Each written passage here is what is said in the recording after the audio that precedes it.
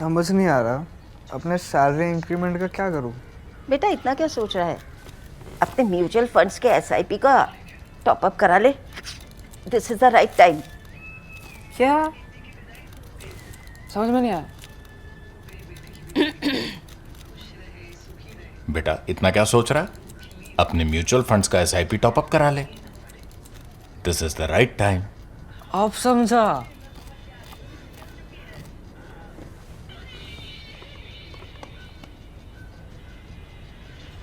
Mutual fund investments are subject to market risks. Read all scheme related documents carefully. नमस्कार, स्वागत है आपका the print में। मैं हूं नीलम पांडे और आप देख रहे हैं हमारा साप्ताहिक programme politics unfiltered with DK Singh, जहां राजनीति से जुड़े प्रश्न आप हमें भेजते हैं।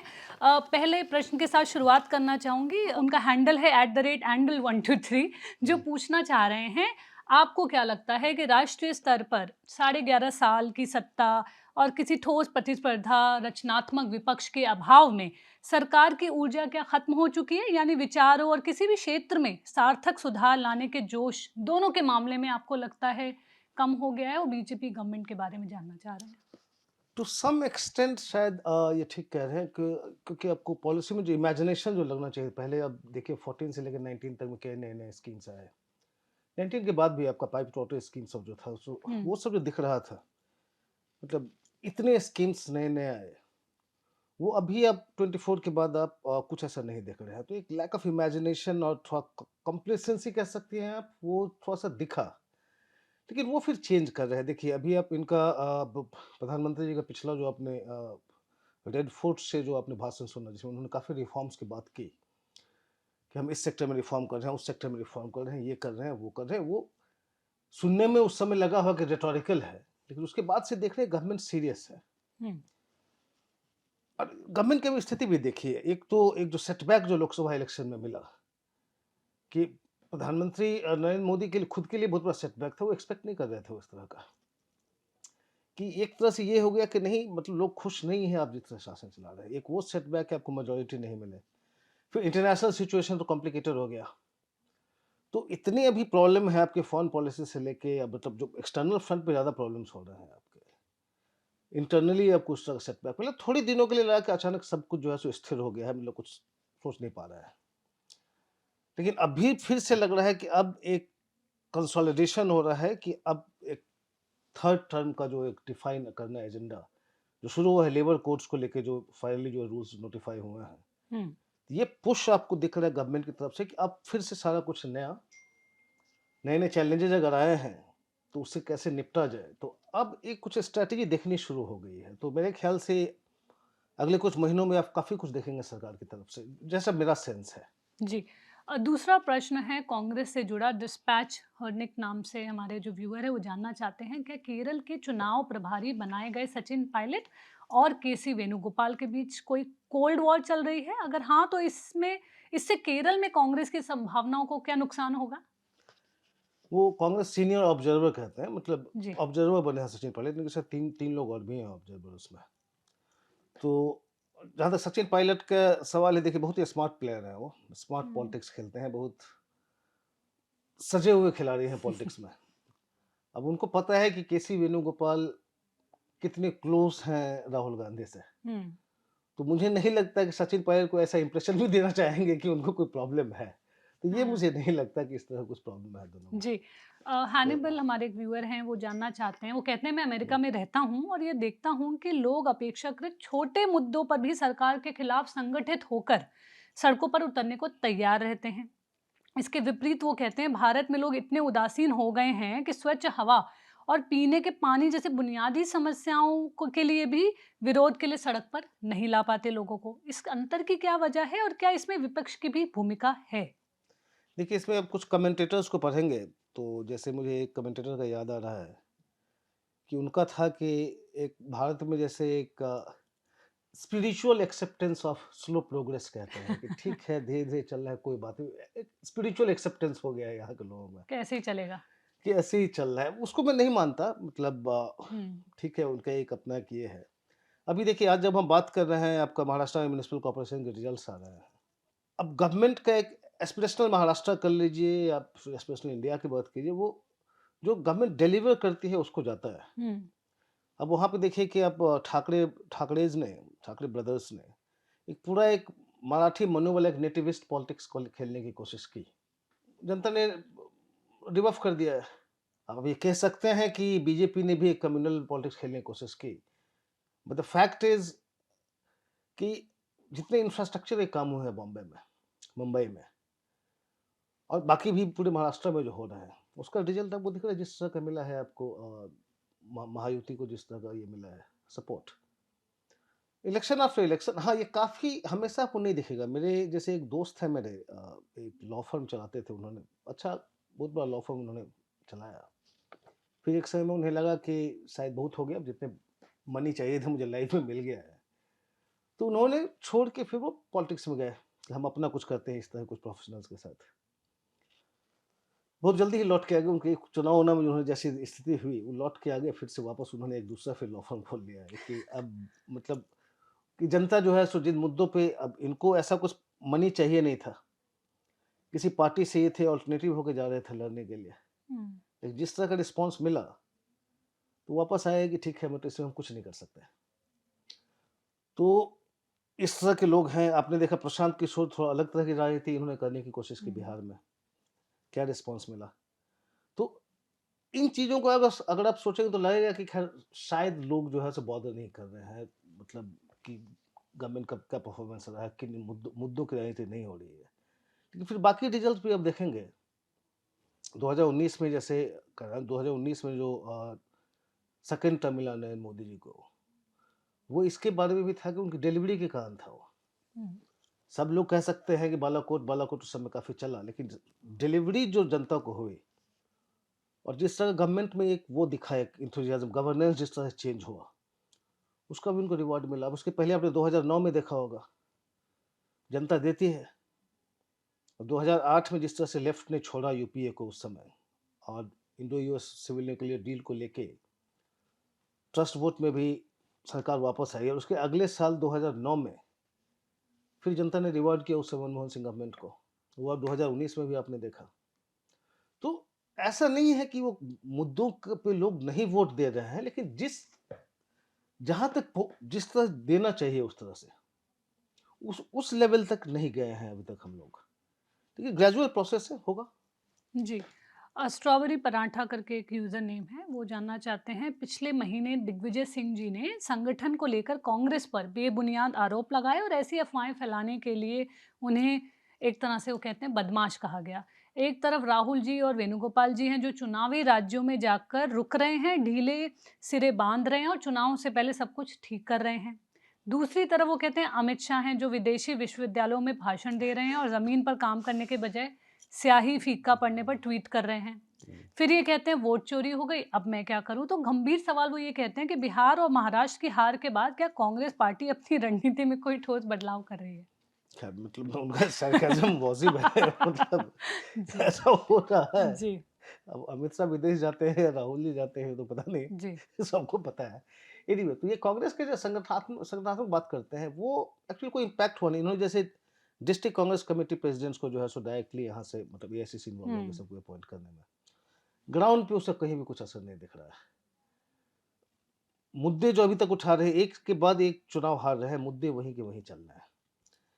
एक इंथुजियाज्म नहीं दिखता। देखिए अब महाराष्ट्र में पूरा सिविक पोल्स हुए, म्यूनिसिपैलिटीज के, म्यूनिसिपल कॉर्पोरेशंस के। राहुल गांधी ने कोशिश भी नहीं की, हम्म, या सीनियर लीडर्स यहाँ से वहाँ भेजना, साथ में बैठ के स्ट्रेटेजी बनाना करना, सब कुछ छोड़ दिया स्टेट पे। देखिए बीजेपी ने भी स्टेट पे छोड़ा, लेकिन वो देवेंद्र फडणवीस थे। वो देवेंद्र फडणवीस ने वहाँ कम से कम पूरे, अभी आपको म्यूनिसिपल कॉर्पोरेशन में देखेंगे तो उनके करीब 32 रैलीज रोड शोज किए उन्होंने। तो आपका एक तरह का एक कद्दावर नेता है जो मुख्यमंत्री है, जो कि ऑर्गेनाइजेशनली काफ़ी स्ट्रांग है, तो उस पर आप छोड़ सकते हैं। कांग्रेस तो खत्म हो चुकी थी वहाँ पे, हम्म, और सेंटर ने कोई इंटरेस्ट ही नहीं लिया कि पहले से लग गया कि अच्छा जो होना होगा हम क्यों ओन अप करें, अगर हार गए तो फिर हाईकमांड को पड़ेगी मतलब क्रिटिसिज्म होगा। तो आपने कोशिश ही नहीं की, मुद्दे वही पुराना उठा रहे हैं। कोई इस तरह का कोई इंटेंट लगता नहीं कि आपको लग भी रहा है कि कैसे जीता जाए। हम्म, बेसिकली आपको ये लगता है कि थक हार के जनता कहाँ जाएगी, हमारे पास ही आएगी। मतलब एक कुछ लोग मजाक में जैसे कहते हैं ना कि अब यहाँ वेट कर रही है कांग्रेस की हाईकमांड कि आज न कल वोटर आएगा, हाथ जोड़ेगा कि मुझसे गलती हो गई कि हम उसके उनके बीजेपी के साथ नहीं थे, अब हमें माफ कर दो, आप आ जाओ, बन जाओ प्रधानमंत्री, बन जाओ, जो भी बन जाओ। ऐसा होता नहीं। लेकिन कांग्रेस के एटीट्यूड को देख के यही लगता है कि एक्चुअली वो वेट करिए कि जनता कब आकर माफी मांगेगी उनसे कि प्लीज आ जाओ आप। उन्हीं का एक और प्रश्न है, वो जानना चाहते हैं कि ममता बनर्जी का जो एक रेड के दौरान अंदर घुसना और वहाँ से दस्तावेज निकालकर बाहर लाना किसी दक्षिण भारतीय फिल्म के सीन जैसा लगा। बस पुष्पा वो कहते हैं जो मूवी है का बैकग्राउंड म्यूजिक गायब था। यह दीदी की ओर से एक साफ संदेश था और साथ ही बीजेपी तथा गृह मंत्री की एक तरह से वो कहते हैं बेबसी भी दिखाता है, जो मूक दर्शक बने सब देखते रहे। आप इसको ममता दीदी की इस खुलेआम चुनौती को वो कहते हैं किस तरह से देखते हैं और इसका बंगाल में बीजेपी टीएमसी कार्यकर्ताओं पे क्या असर पड़ेगा? देखिए, इसका दो पार्ट है। एक तो ममता बनर्जी का जो पॉलिटिक्स रहा है शुरू से ही, इतना ही एग्रेसिव रहा है उनका। उनके स्टूडेंट डेज में देख लीजिए, 1975 में जयप्रकाश नारायण वहां जा रहे थे कोलकाता, रोकने के लिए उनकी गाड़ी के बोनट पे चढ़ गए वो, जबकि कॉलेज स्टूडेंट थे वो। तो वो 75 की बात है। तो वो फाइटर रहे। आपको कितनी बार उन्होंने मतलब लाठियां खाई है सर पे, कई बार तो उनका मतलब हॉस्पिटल में जान पे खतरा तक बन गया था। तो उस तरह का उनका एजुटेशनल पॉलिटिक्स रहा है। और आप छोड़ दीजिए कि पॉलिटिकल राइवल क्या करता है। आप देखिए 92 में आई थिंक नहीं 93 92 probably towards the end, Narasimha Rao की सरकार में ये मिनिस्टर ऑफ स्टेट थे स्पोर्ट्स एंड यूथ अफेयर्स का। खुद ही डिक्लेयर कर दिया कोलकाता में कि मैं रिजाइन कर रहा हूँ। पीएम उसे नरसिम्हा राव को इन्फॉर्म तक नहीं किया। तो इस तरह का उनका जो है, और पब्लिक में जितना कुछ होता है आप जानते हैं, हर एक बात पे मतलब एजुटेशनल पॉलिटिक्स उनका उनका पॉलिटिक्स रहा। तो ये रिफ्लेक्शन जो है ईडी का उनके उसी का हिस्सा है। उस पॉलिटिक्स का हिस्सा है। क्या इम्पैक्ट होगा? मैं एक्चुअली कल ही मैं किसी बहुत ही सीनियर एक पॉलिटिकल ऑब्जर्वर है कोलकाता में, एक बुद्धिजीवी है जो पॉलिटिक्स को काफ़ी बढ़िया समझते हैं, कलकत्ता में, कलकत्ता बेस्ड है, मैं उनसे बात कर रहा था। अब वो कह रहे हैं कि देखिए बंगाल में लोगों ने, ऐसा नहीं है कि इसके कारण कोई वोट चेंज होगा, कि अनलाइक दूसरे स्टेट्स में यहाँ पे ऑलमोस्ट लोग मूड बना चुके होते हैं बहुत पहले से कि इसको वोट देना है या नहीं देना है। लास्ट 2-3 महीने में कोई ऐसा बहुत ज़्यादा नैरेटिव चेंज नहीं होगा। तो इससे ये होगा कि अब जो टीएमसी का कार्य करता है उसको लगेगा कि ये फाइट कर रही है पूरा, तो वो थोड़ा इन्फ्यूज्ड होंगे। बीजेपी को लगेगा अच्छा ईडी अभी इसे सब के, बीजेपी के कार्डर्स भी इन्फ्यूज्ड होंगे। तो कार्डर्स में वो होगा, इंथुजियाज्म बढ़ेगा, लेकिन रिजल्ट पे ये इंसिडेंट का कोई ऐसा पड़ेगा नहीं। देखिए थोड़ा सा इसको वेस्ट बंगाल के पॉलिटिक्स से देखिए जैसे चेंज हुआ है। अगर 2024 में लोकसभा इलेक्शन में देखिए बीजेपी का सीट जो है सो आ गया करीब 18 था, उसे 12 आ गया है। तृणमूल का 29 सीट्स आ गए। लेकिन वोट शेयर जो आप 2021 असेंबली इलेक्शन का देखें और 24 लोकसभा के इलेक्शन का देखें, बीजेपी और टीएमसी का वोट शेयर 21 to 24 ज़्यादा कुछ चेंज नहीं हुआ। और 21 असेंबली इलेक्शन में टीएमसी को करीब 48% वोट्स मिले थे, जो लोकसभा में करीब 46% हो गया, 2% के करीब 2 परसेंटेज पॉइंट से थोड़ा नीचे गया। वही वोट शेयर रहा।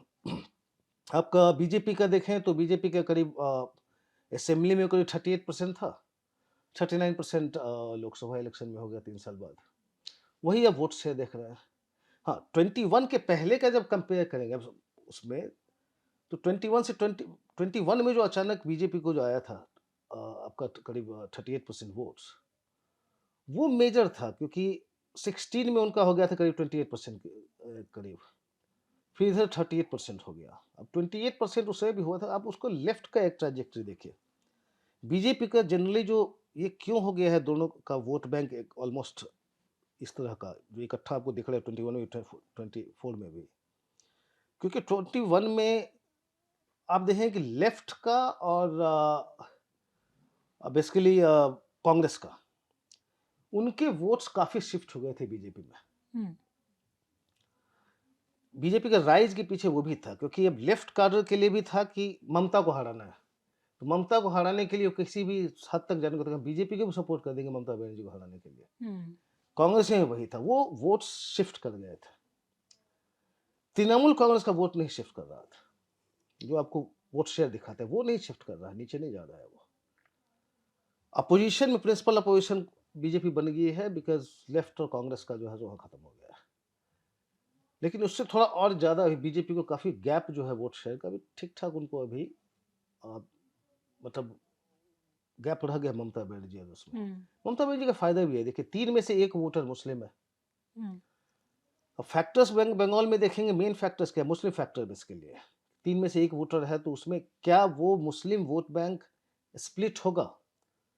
लेफ्ट और कांग्रेस क्या स्प्लिट कर सकती है? या एसएफआई है जो एक मुस्लिम्स की पार्टी बनी है, उसमें क्या वो स्प्लिट कर सकती है? या मुर्शिदाबाद हो, मालदा हो, जहाँ पे कांग्रेस का एक है से मतलब वोट शेयर, क्या वो तृणमूल के पास जाएगी या कांग्रेस उसको ले पाएगी वापस? तो एक वो 33% उसको देख ले, मतलब ऑफिशियली 27% ही है वहाँ पे मुस्लिम पॉपुलेशन, बट माना जाता है कंजर्वेटिव एस्टिमेट है कि करीब 33-34% है। प्लस ममता बनर्जी का उनका जो है उनका एक अपना एक फैन क्लब है, मतलब काफ़ी पॉपुलर है वहाँ पे वो।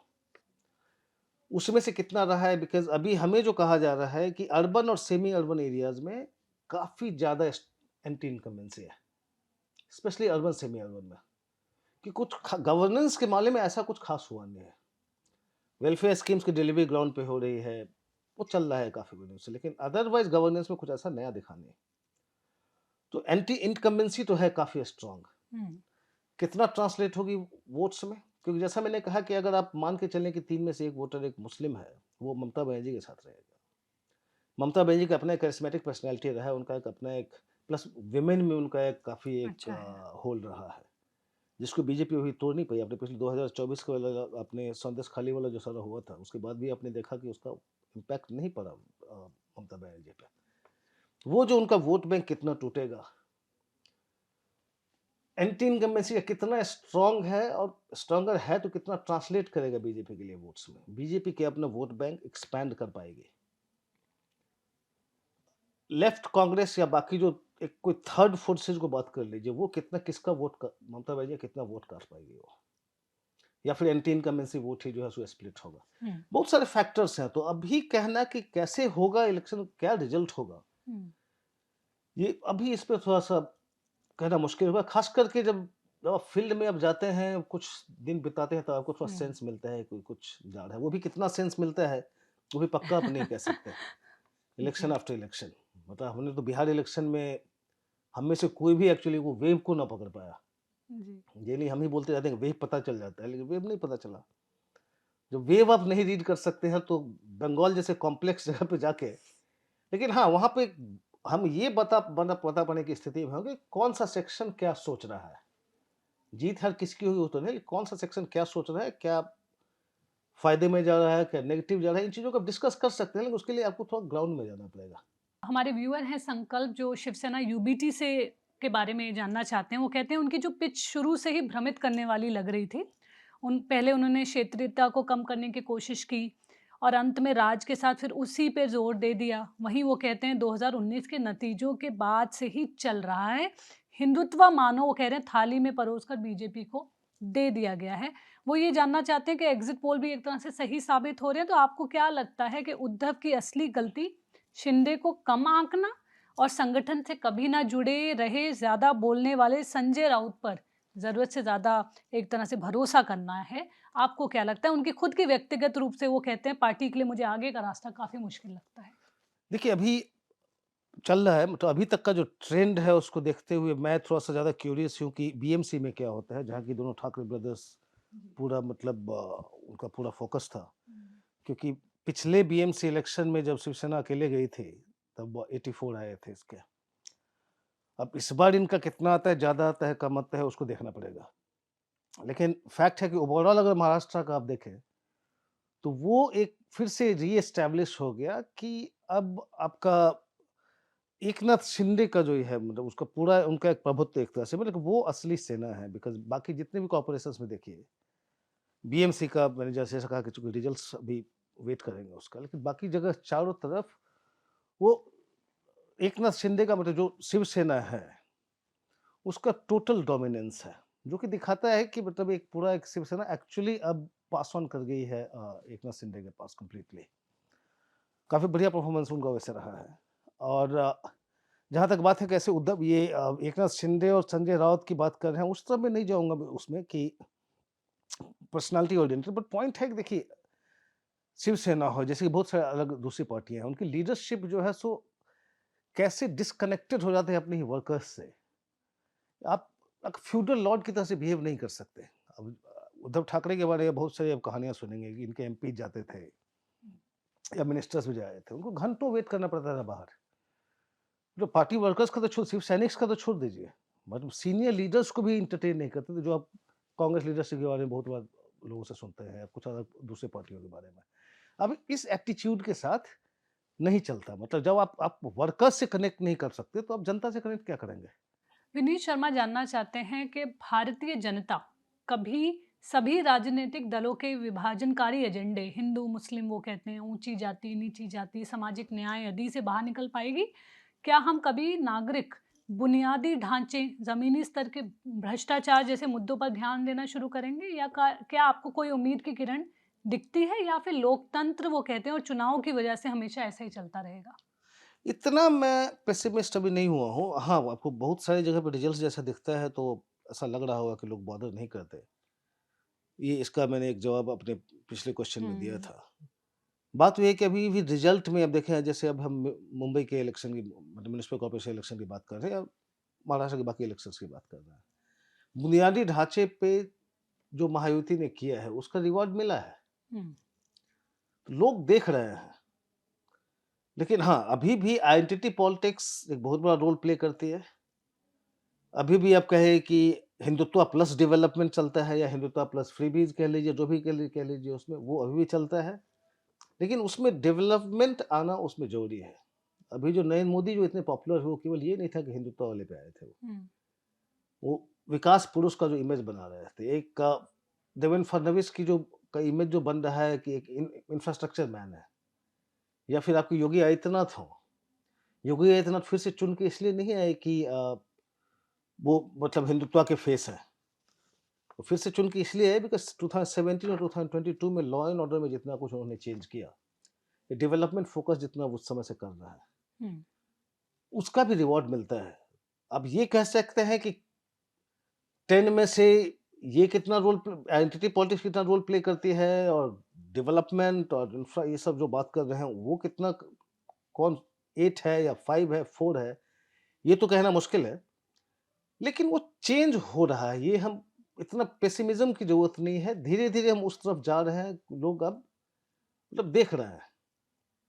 अब एक समय में ये भी था कि अब इंडिया का ग्लोबल स्टैचर, वो भी एक आपका चुनाव का मुद्दा होता जा रहा है। धीरे धीरे इकोनॉमी, धीरे धीरे लोग देख रहे हैं आपको कि हमारी इकोनॉमी कैसे जा रही है, आपका क्या ग्रोथ रेट है, हम लोग कंसिडर कर रहे हैं। ये हो सकता है कि अभी तक वो स्विंग नहीं करता हो रिजल्ट्स, बट वो फैक्टर करने लगे हैं। तो इतना ज्यादा पेसिमिज्म मेरे ख्याल से रखने की जरूरत नहीं है।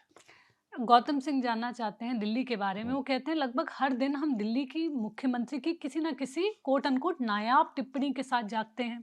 देश की राजधानी के मुख्यमंत्री द्वारा की जा रही इतनी खराब सार्वजनिक छवि प्रबंधन को केंद्रीय नेतृत्व क्यों सहन कर रहा है? इससे ना सिर्फ वो कहते हैं पार्टी मजाक का विषय बनती है, बल्कि कुछ हद तक राजधानी की जो छवि है उसको भी प्रभावित करती है। यह कोई और बात की बात तो नहीं है, फिर अब तक कार्रवाई क्यों नहीं की गई? देखिए, मैंने अभी लास्ट जो मेरा पॉलिटिकली करेक्ट का एपिसोड है मेरा, इसी पे था। मैं केवल रेखा गुप्ता की बात नहीं कर रहा था उसमें, मैं मोहन यादव की बात कर रहा था। मैं उसमें आपके बाकी सीएम्स भी जो हैं, मतलब पुष्कर धामी की ही बात कर रहा था। तो बीजेपी सीएम्स पे है, तो उसको हम इसमें एम्बेड कर लेंगे जी। उसमें, देख लीजिए। उसको मैं संक्षेप में इतना ही कह सकता हूँ कि ये एक सीएम्स का भी गलती है, हाई कमांड का भी। अब सीएम्स को क्या लगता है कि अब 3 चीजें हैं, 3 फैक्टर्स जिसके कारण आप जीत के आते हो।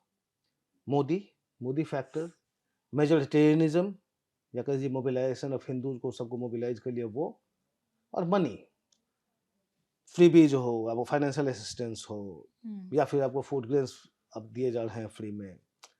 ये 3 फैक्टर्स जीत के आते हैं, तो उनको लगता नहीं कि बाकी कुछ मैटर करता है, कि हम जीत तो जाएंगे। और उसी एपिसोड में मैंने अपना ये सब भी एक्सप्लेन किया है कि देखिए, मध्य प्रदेश में वोट था शिवराज सिंह चौहान के लिए, इन्होंने बना दिया मोहन यादव को। इसमें मैसेज क्या जाता है? अच्छा, प्लस इलेक्शन के पहले अब पुष्कर पुष्कर धामी को इलेक्शन के 6 महीना पहले उनको सीएम बनाया था। अपना चुनाव हारे फिर भी सीएम रिटेन किया उन्होंने उनको 2022 में। तो जब सब कुछ हाई कमांड ही तय करेगी, आपका परफॉर्मेंस मैटर ही नहीं करेगा, तो एक तो इसे लूज़ करने लगते हैं कि अच्छा, हाई कमांड के लिए क्या है कि जब चाहो तब चेंज कर लो, बिकॉज़ सीएम से कारण हम नहीं जीत रहे। वो 3 फैक्टर की बात की, उसके कारण तो हम जीत जाते हैं। तो सीएम से हमारा कोई यूज़ नहीं है, वो उसका परफॉर्मेंस क्राइटेरिया नहीं रहता है। आपने देखा कई जगह पे चेंज कर दिया, मतलब गुजरात में जब इलेक्शन के पहले आप चेंज कर देते हैं, पूरा का पूरा कैबिनेट सारा का सारा आप रिशफल कर देते हैं। सीएम्स चेंज करके आप आपने देखा, तो ये पहले एमएलए चेंज करते थे, अब सीएम्स और कैबिनेट चेंज हो जाते हैं पूरे के पूरे। और उसके बाद लगता है कि ठीक है, जनता उसको माइंड ही नहीं करती, पुराना जो भी सेट था उसको परफॉर्मेंस को जनता माइंड ही नहीं करती है। तो ये भी एक हाई कमांड का एक ये उससे गलत मैसेज आता है, बिकॉज़ सीएम्स को भी लगता है कि हमें क्या पता, मतलब कब वो ऐसा मूड बने कि मतलब ठीक है, इसको चेंज कर दो सब कुछ ठीक हो जाएगा। तो वो ज़्यादा कोशिश करते हैं हाई कमांड को खुश करने का। और जनता को खुश करने का उनका ये नहीं रहता है, बिकॉज़ उनको लगता है कि जीत सीएम रहना नहीं रहना तो हाई कमांड के हाथ में, जनता के हाथ में नहीं है। तो ये जो दोनों तरफ का है ना, सीएम्स की अंडरस्टैंडिंग और हाई कमांड की अंडरस्टैंडिंग, वो ये दोनों फैक्टर्स मिलके ये सारा क्रिएट करता है जिसकी ये बात कर रहा है। हम शेयर करेंगे ये वीडियो और आर्टिकल भी, और अगले सप्ताह हम फिर हाजिर होंगे नए सवालों के साथ। अपने सवाल ज़रूर हमें भेजें।